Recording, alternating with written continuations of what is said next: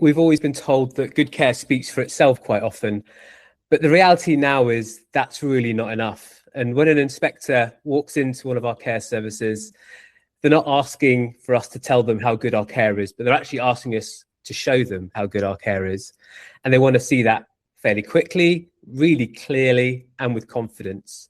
And we've seen this across our care services over the years. And you can have a great team, a great culture, and be providing great outcomes. But if we can't evidence it in that moment of when an inspector knocks on the door, that could sometimes lead to uncertainty and lead them to draw some of the wrong conclusions. So today's conversation is an exciting one, and it's about how we can use an inspection as a real tool and lever to show how we are delivering outstanding care and good care through data to our inspectors and for our residents.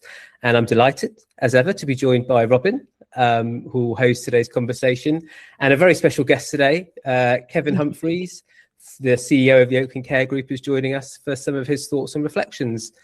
Thank you very much, Kevin, for joining us. Robin, I'll hand over to you. Thank you very much.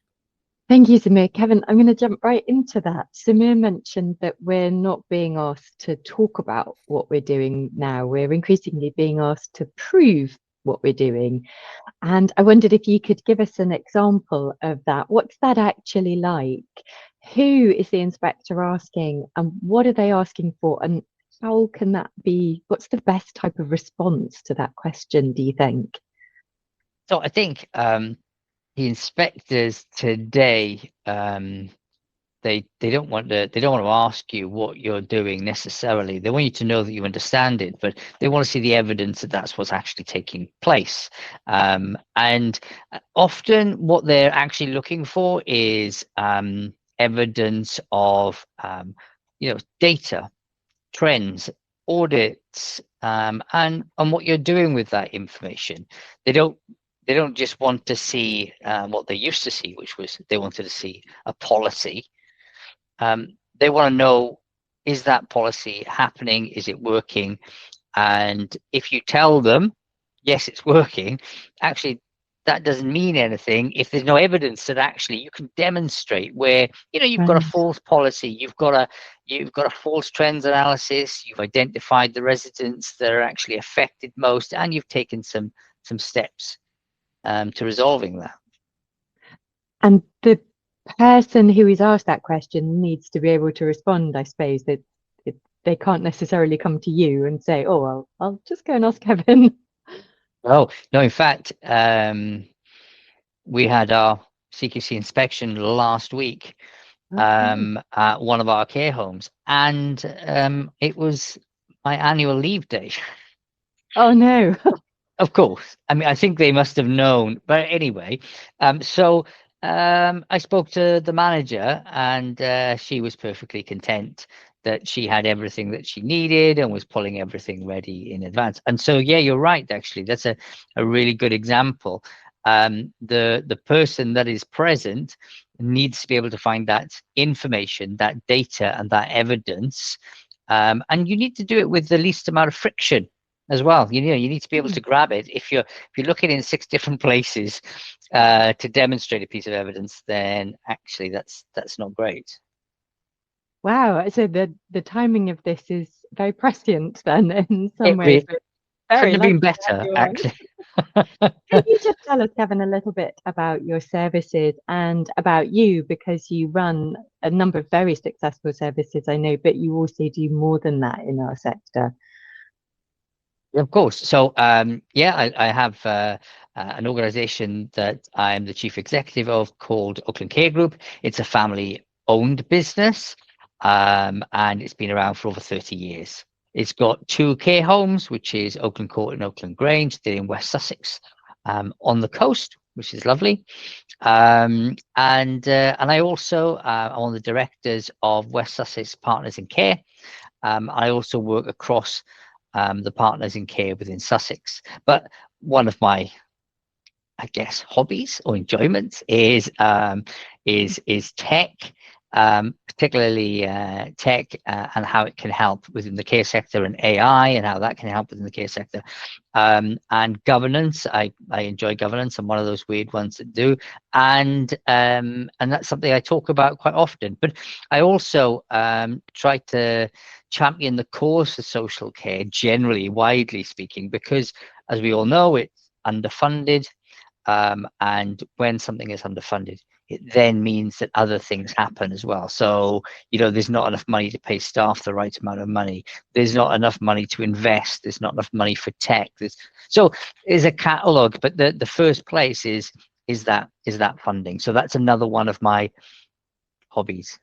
Oh, well, we're very grateful to you for being here and being able to give that perspective. I think your situation as a relatively small owner of good care homes staffed by good people doing a good job day in, day out, generally speaking, will reflect a lot of the people in our community. But through the other things that you do, you're going to be able to help those providers work through the things that perhaps they're struggling a little bit with. And I think for everybody, delivering good care is what we're really good at, and proving that we're delivering good care feels like a bit of a head scratcher sometimes, doesn't it? And it's your view that's commonly the way things are going. That's what we're being asked to do at the time of inspection. I think what my experience was when we had our inspectors in. They're there to view everything that's going on.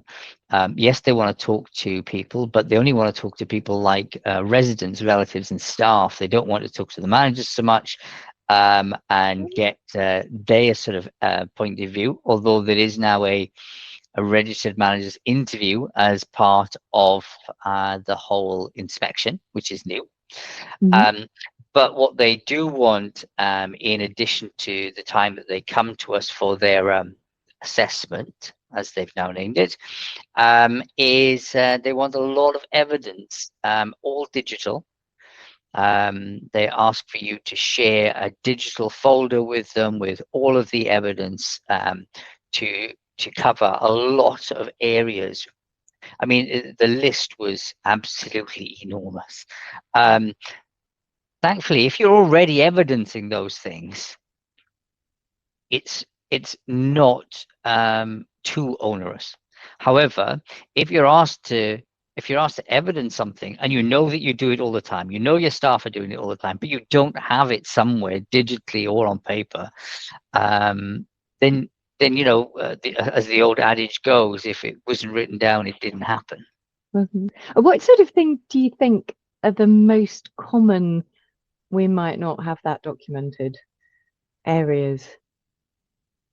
I think the sorts of things that we don't tend to be excellent at in the sector would be, what have we done about something? So let's say, for example, we do all those things to ensure that a person is cared for in a very person-centered way. Mm-hmm.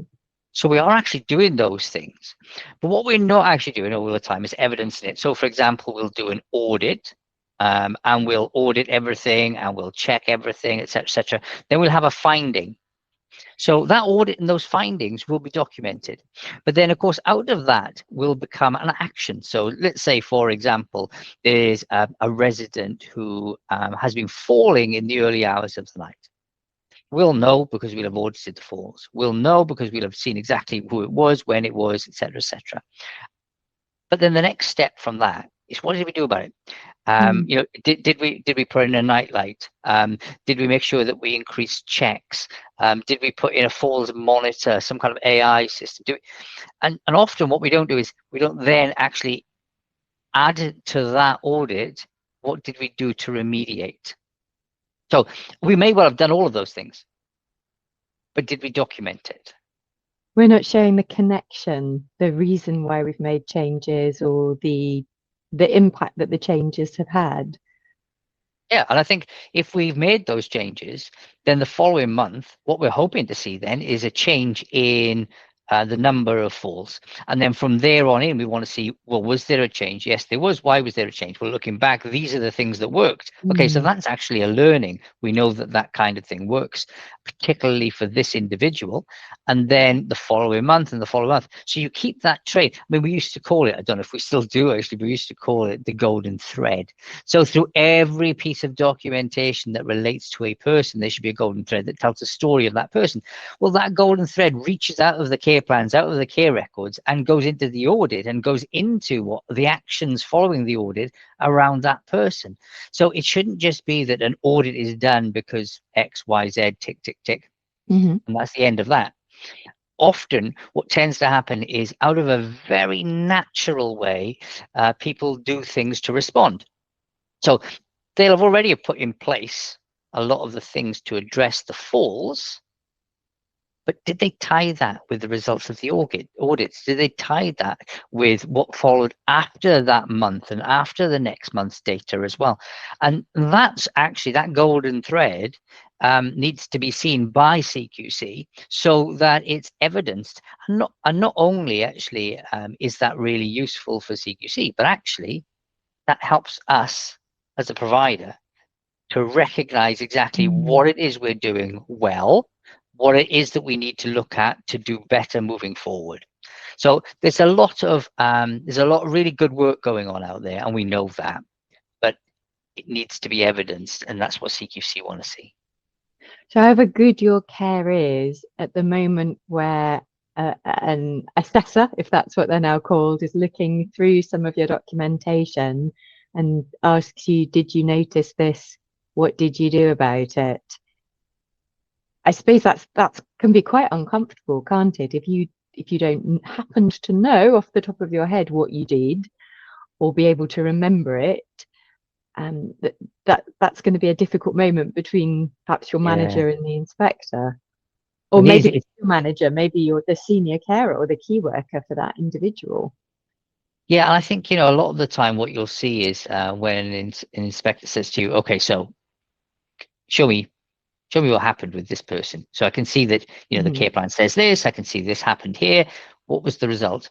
And they'll go, well, I think actually, if I remember rightly, we did, and that's really uncomfortable for that person, because also they're going to feel like the inspector might not even believe me. I'm not sure I'm recalling it correctly, all that sort of stuff. And of course, it would be so much better just to go, oh yeah, of course, actually, I'll just go into our incidents and accidents log. I'll pull up exactly what was done about that.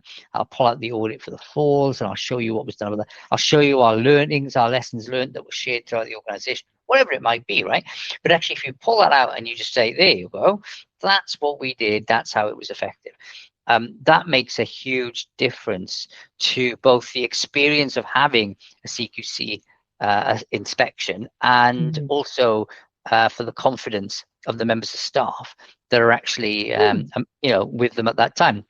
But I think that we all want to be in the situation where we know exactly what happened and what we did, but if it's not documented, the chances are so much goes on in care homes day to day that the chances of you remembering what happened 2 months ago when Flossie in room 10 had a fall, I mean, that's going to be a challenge, especially when Flossie had 4 falls in the last week.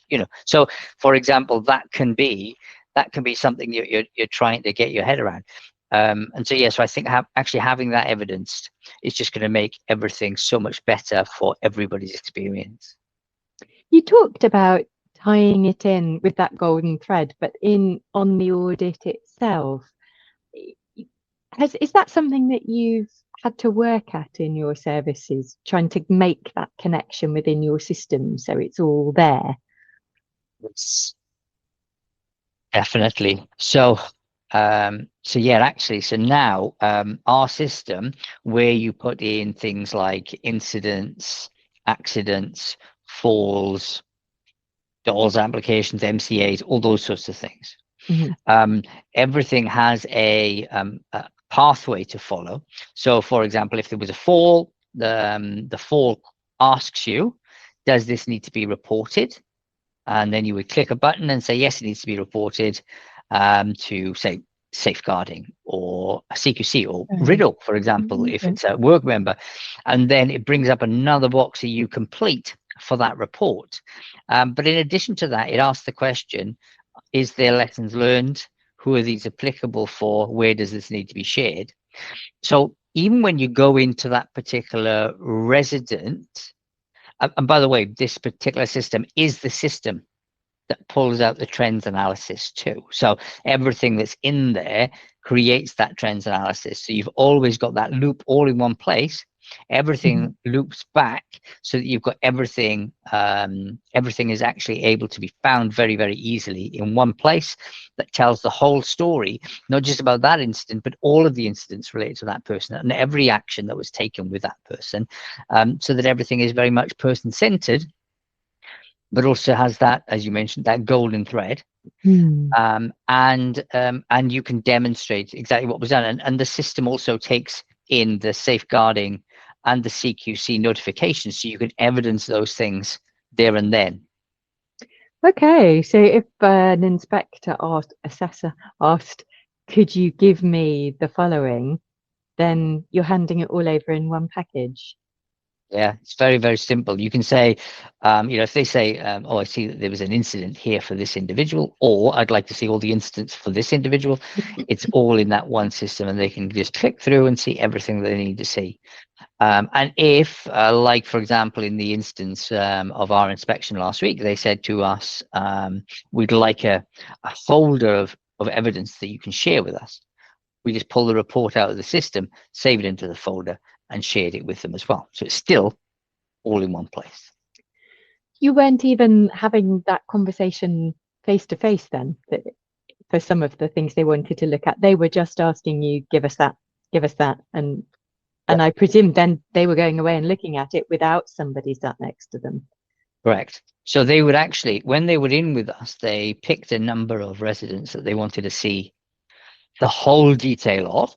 So that was absolutely everything. And then they picked some residents they wanted to see very, very specific detailed information about. And they were things that were unique, sort of pressure injuries and stuff like that, So they wanted to make sure that we were doing everything that we needed to be done from a sort of a clinical standpoint, making sure that people were cared for.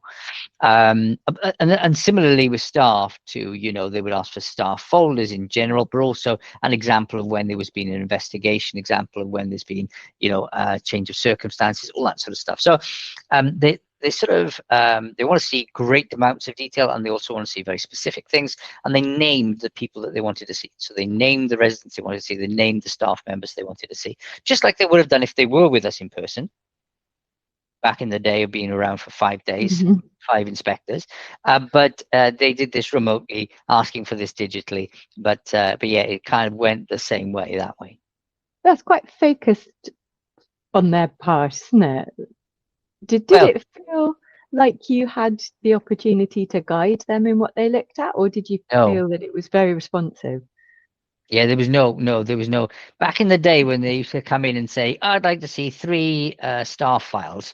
And you'd go in and you'd go through your drawer and you pull out a couple of staff and you go, oh, this one, I remember this one's a good one. We'll have that one. You can't do that anymore. There is absolutely no way on God's earth. No, they literally just tell you exactly what they want. And they usually pick somebody because they've been talking to people, and therefore they've got an idea of what are the ones that are going to be challenging, that they want to check that everything has been done in place.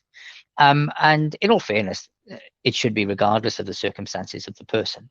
So so they were very directive exactly who they wanted to see and what they wanted to see. And they would be very specific as well, what they're looking for. So you had a bit of a heads up about what it is that they would be looking for in particular. And if you didn't have it, you didn't have it. That must mean that providers need to be very consistent in their practice. It's no good doing brilliant stuff in a couple of cases, having great records for 3 of your residents. If those don't happen to be the residents that the CQC focus on, then that's going to be a problem, isn't it? Unless you know that you're very consistent in the way that you're working. Yeah, I think you've hit a very key point there, actually. So what I would say is that before, we might have wanted a bit of notice so we could prepare for an inspection. These days, there is so much required that you can't prepare for an inspection. That's impossible. The only way you can prepare for an inspection now is through everyday practice. So unless your everyday practice isn't in itself preparing for an inspection, if you're spending a week trying to get yourself prepared for inspection, you've already blown it, because a week's worth is nowhere near enough. It has to be seen. Not only do you have to have all that evidence, but that evidence needs to be seen to be a pattern of behavior. It needs to be seen that actually you've been looking at these things for a while. This isn't something you've picked up recently. And what have you been doing with that information, and how has it been developed? So the data needs to be there, and you can't fabricate. You can't fill those gaps in the moment. I mean, there's absolutely no way. And I think what's really good as well is they want to see the data pretty much firsthand. What does it look like in your system? Okay, so not, I suppose they moved away from expecting pieces of paper, but they're not expecting you to curate what you're giving them. They want to see it as it comes out. The whole shebang, actually, yeah. Interesting. Do you think that's something that providers haven't completely caught up with, that we're still, a lot of people in the mindset of, well, this is what an inspection looked like 5 years ago? And actually, as I hear myself saying that, this is what an inspection looked like last time I had one. Yes, exactly that. I think, ours was 60 years ago before the one last week. And I think that we're all, and I would suggest before last week, I was probably in the same boat, and actually believing that an inspection would be very similar in how it progressed. But even though I knew that what the detail would be very different, but how it progressed, and actually it's completely different. And I think providers can be excused to a large extent. One, because CQC hasn't always known exactly what it is they're going to be doing. Indeed. That seems to be coming to a place now where it's settled and things are looking much better. Named inspectors and the key lines of inquiry and all those sorts of things, and not focusing on a little bit, but focusing on the whole thing. It's all very, very positive stuff. So actually, I think providers are going to be comfortable with some of the recent changes by and large. And what we're actually going to see is some improvements actually to those inspections happening, but at the same time, a lot has changed that providers are very unlikely to be prepared for. And those changes will be around the stuff of data, your data quality, the ease of getting your hands on information. What are the frictions when staff are asked a question? How can you demonstrate all of the activities you've been doing? And going back to that original thought, really, of that golden thread going throughout everything. If a provider's listening to this and thinking, well, I don't know how we would fare if this were to happen to us next week or next month or whatever, what are the key things that you think people need to go away and think about? We've established that the time is now, regardless of how long ago your last inspection was, and that it's got to be a real embedded way of working. It's not something that you can just do to get yourself ready for your inspection. What would you ask them to think about first? What would they write down on that piece of paper first as they ponder how to improve things? Well, I think you've got to start with your data quality first. Right. So you need to go back to all of your systems, and whatever system it is you're using, even if it's 1 or if it's 5. The truth is what is your quality like? So and address that. So if you go in that and it's absolutely spot on, it's detailed, it's accurate, and great, absolutely fantastic, you can move on to the next stage. But if it's not, that's the first place to start. And where you need to go is to say, okay, so we need to improve the data, and that usually comes from one, it can be an actual data cleanse, or two, it can be making an improvement in the data collection. So that means going back to the staff and training them on exactly what it is you need them to be recording, exactly what it is you need in care plans, risk assessments, and all that. So that actually, at least moving forward, you start to collect good quality data. And then when you've got good quality data, the value of that is enormous, because you will then be able to use it so much more for other things. I just want to pull out something you said there, because I think it was really insightful. When you said the first thing to think about is your data quality, my mind immediately went to how accurate is it? And you broadened that, I think, correct me if I'm wrong, but Yeah. It's not just about is what you have what actually happened. It's about, have you recorded the right thing? Have you captured everything that you should have done? That is not something I think is necessarily obvious. It clearly is to you, because you've given a lot of thought. Have I understood that correctly? That quality is quite broad no, thing? you're right. You hit the nail on the head, really, because actually you're right. Of course, it needs to be accurate, right? That's good. But saying Flossie in room 10 has difficult mobility issues, right? That might be accurate, but that's no use. We need to know, what does she use? How long has she had it? What is the cause of that? How does she fare with her breathing? Are there any other issues that are comorbidities? So what you need is you need some real detail in that. So, and if it's accurate and bare, and you decide to do something like introduce an AI system, you're very likely then to get hallucinations coming out of that, because it's going to fill in the gaps. The way to prevent hallucinations is by having all of the detail for the AI. And if you have all of the details, and actually you can say to the AI, before you reply, just tell me if there's anything that I haven't told you that you need. Don't fabricate, don't make it up, don't fill in any gaps. Just tell me what additional information you need before you produce the result that I've asked for. That's another way of doing it. But of course, if you've got that data, not only just accurate, but detailed, which training staff will resolve, then actually your AI interactions will become, well, not just useful, but genuinely person-centered. And they can actually make improvements on your outcomes of things like care planning, risk assessments, because the AI will have great amounts of real detail to use to do that. That's fascinating, and I hadn't thought about it like that. I suppose the amount of data that we capture was limited for a while by the mechanism we were using to capture it. I can remember writing things down, and there's definitely a limit of how much of that you want to do. And then perhaps it was limited by what we could usefully do with it.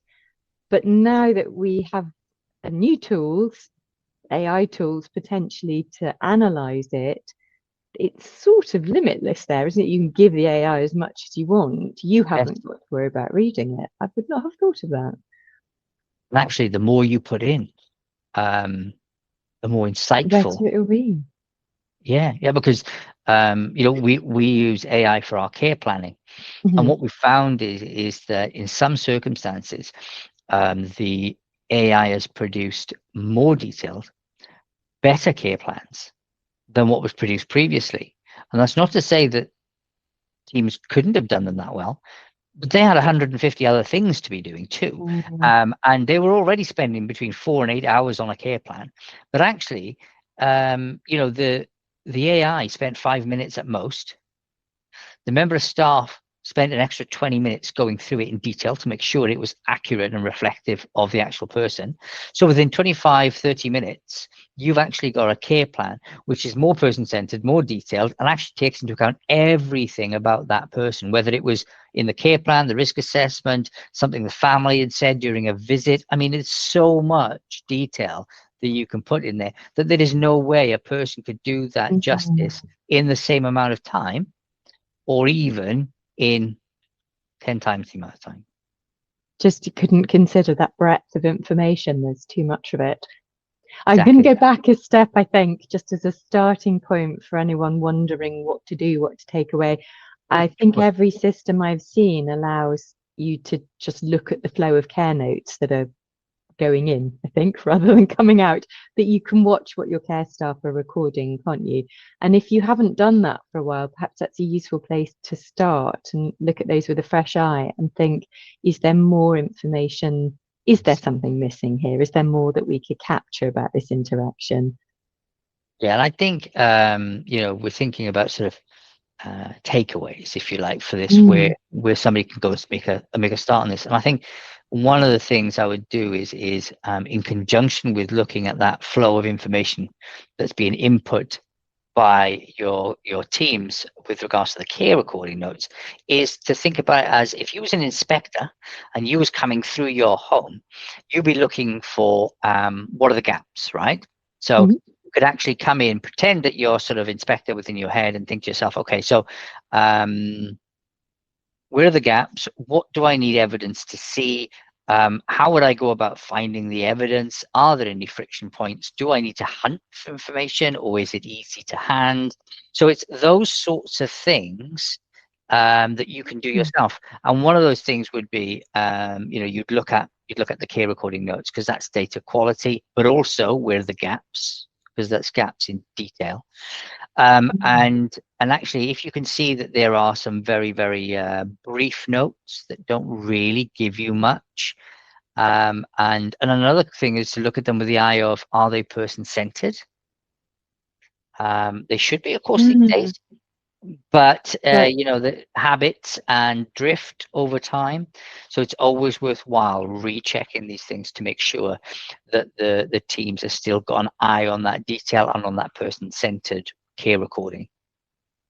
And that sounds like something fairly straightforward to do. So depending on the shape and size of your organization, you might be able to ask teams to monitor each other for that sort of question. Yes, actually, that's a really good way of doing it, because if you get teams to monitor each other, they learn from each other too. So that's actually a really good way, because what you do is you go, oh, did you know they're doing this? We don't do that. We need to start doing that. I think we've all seen that.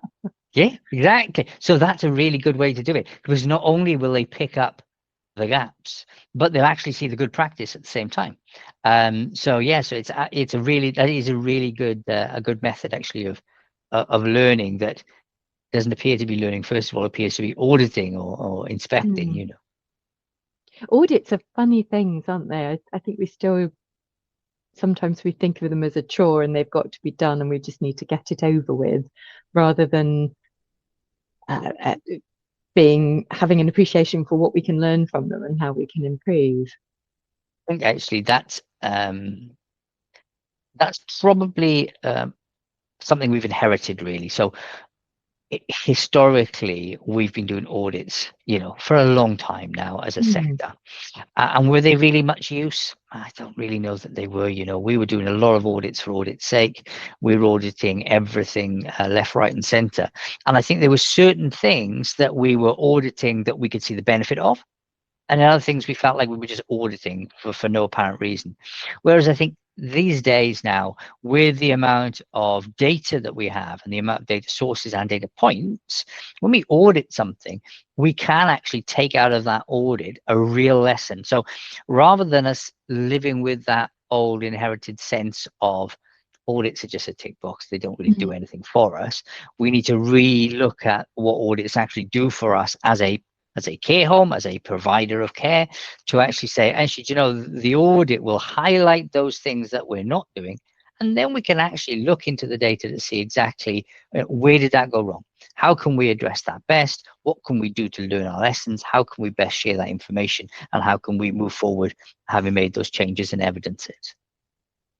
That's so interesting, isn't it? Because it always takes us back to where we started, that what we evidence. that we need to be able to demonstrate that we are doing what we say we're doing. If it's not documented, it's not done. Is so fundamental, isn't it?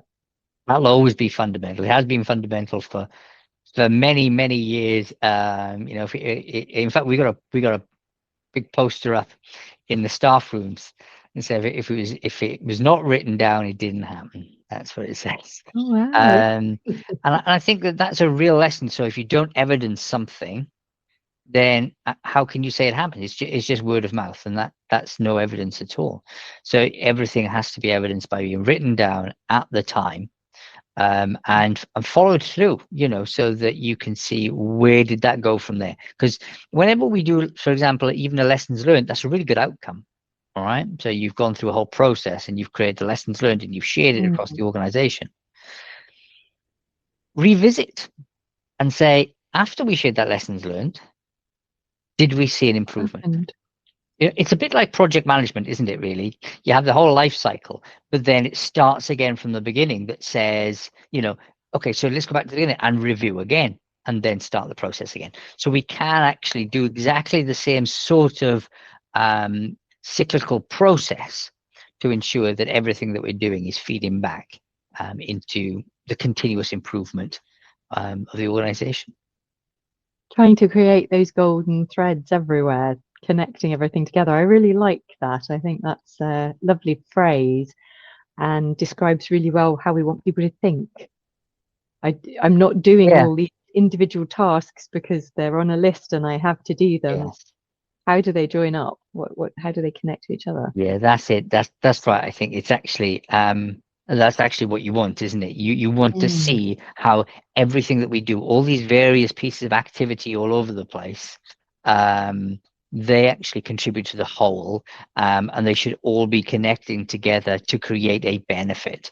And that's what we need, and that's what we need to demonstrate as well. And I think one of the ways, just thinking about steps, is one of the ways in which we can encourage people to do these things from fresh, is for providers to think about one area that they want to do this in. So it could be falls or weight monitoring or medication, but just pick one thing and then build yourself that feedback loop, where you're you're capturing the data, then you're reviewing it, and then you're looking at what it is that you found, and you're acting on that, and then you're evidencing that, and then you're evidencing the outcomes. Then go back again, look at what the data has, review that, act on what you find, evidence the outcome. So just pick one thing and start that process, because once you've got one thing working in that way really well, and you're satisfied that that's working, it's embedded, it's so much easier to replicate. And it's also so much easier to tie to the next one that you're doing that with too. Because, if there's an issue with somebody's weight or somebody's medication, then could have an impact on anything from a fall to a UTI. So, these are the things that need to be telling a whole story, not standing alone as a piece of data on its own. But that's your top tip, is it? Make it work for one thing. Yeah, absolutely. And then absolutely. everybody can see it in action. Yes, and I think as a top tip, make it work for one thing and then roll it out step by step. But going back to what you said earlier on about that whole circular thing and things not being a singular piece, it's to ensure that staff are on board with this. And the way that you make staff on board with this is by just explaining it to them. So if you tell them, right, why you're doing it, that's all. Instead of them then thinking that this is just another piece of documentation or more bureaucracy, from the boss, or what you're actually going to be doing is you're going to say, so what happens is we're actually going to see how this works. We're going to see how we can make improvements, and it's going to be a continual cycle, which helps us in our own continuous improvement. So it's actually going to benefit the people that we care for directly. And it's also going to benefit us as an organization, and it's going to benefit us as individual care staff on the ground, because we're going to make improvements to the lives of the people that we care for. What a brilliant statement. Thank you so much, Kevin. It can be challenging, I think, to do this on your own, can't it? Or to know where to start if you're a relatively small service and you feel very aware of the lack of a big operations department behind you to help you. So I think that was really useful. Thank you. Samir, I saw you nodding along a lot of the time. Is there anything there that you want to pick up on or that you felt really resonated with you? I was busily you just making notes. Writing down and making lots of notes, because a lot of it really did resonate. Thank you, Kevin, for such an insightful look into how you've gone about hopefully having a really, really successful inspection that hopefully get to that I'm sure well-deserved outstanding rating. Just picking up on a couple of things you mentioned there. I think we speak a lot about within our community in the DigiHive around this good data in, giving us good data out to make really good decisions. And I think I've probably viewed that from a lens of making really good business decisions and good decisions for our residents. But I think very much one takeaway for me is actually that good data out now is so meaningful and impactful to the inspectors and the inspection process. So thank you for sharing that. And it's kind of like that golden thread you mentioned, the good data in, that golden thread then leads us that good data out that we can then use to hopefully showcase the amazing care that's being delivered in our services. And I think another thing that really shone through there was that idea of confidence and the team being really confident when faced with the inspector knocking on the door, or the assessor, as they wanted to be known as on your day. So thank you. So thank you so much for sharing some of your amazing work and some of the things you've put into process in your care services. And I think for me, I don't think many providers and many providers we speak to in the community, I don't think they struggle because there's a lack of care. I think everyone in this sector really does care. But I think people do struggle because what they know about their service kind of is up here and not down there. And so again, that notion of making sure you've written it down really resonated with a lot of people we speak to in the community as well. And the fact now that inspections have changed, and the expectation now within an inspection, I think, is much more about clarity and confidence in this sort of evidence in real time, is really important, and something probably we all need to think about getting better at, and doing some of those reps with the team to get them prepared for when they do come and knocking on the door. So if anybody's listening today and they're thinking we're not quite there yet, which I'm sure most providers aren't, because sometimes we don't learn these things. We don't know what we don't know. That's kind of why we built the DigiHive community. We don't want you to have to sit there and worry and wonder for when the inspector does knock. There's a community here where we can all share and learn from one another, and see how others ahead of us in the journey and borrow some of the brilliance, like Kevin's kindly shared from us today about what he's done over in his services. So if the conversation resonated with you today, the next step for you is to join up with our DigiHive community for lots more conversations and lots more learning for us all to do. But all that remains for me is to obviously thank Robin, our wonderful host, once again for today. And Kevin, your time and your insights and your knowledge is so gratefully received by us and everyone in the community. Thank you so much for sparing us your afternoon. My pleasure. Thank you very much. I've really enjoyed it, and hopefully what I've learned over the last week since our inspection can help others out there as well. So yes, thank you very much. It's been great. Running a care home rarely gives you time to step back and think. Most days you're just moving from one decision and on to the next.